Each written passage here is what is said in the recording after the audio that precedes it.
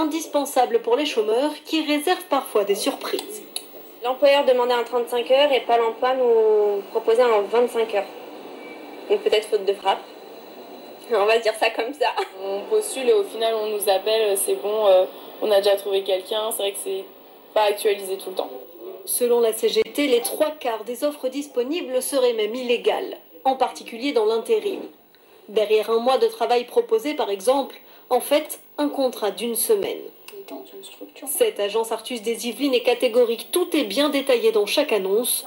Pour sa directrice Sabrina Djukic, commencer par un contrat court est surtout un atout. Un contrat de 2 jours qu'un intérimaire peut effectuer peut aussi être une porte ouverte pour lui, pour découvrir un domaine d'activité qu'il ne connaissait pas. Et il peut aussi se faire repérer par une entreprise utilisatrice. Derrière, on peut lui proposer des contrats plus longs.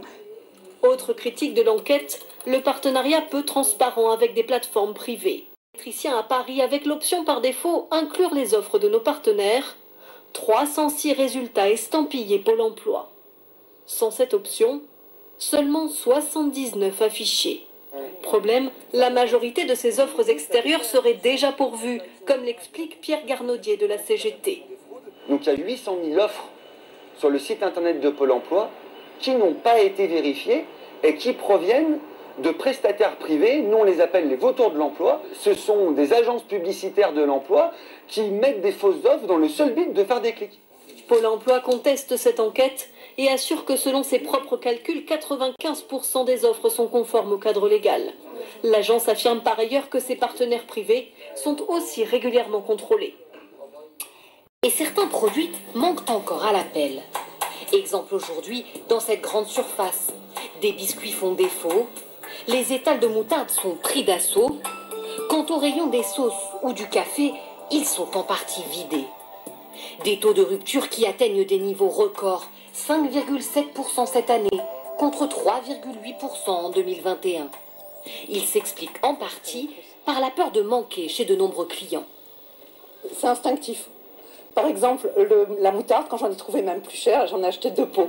J'avais pas besoin de 2 pots, j'avais besoin que d'un pot.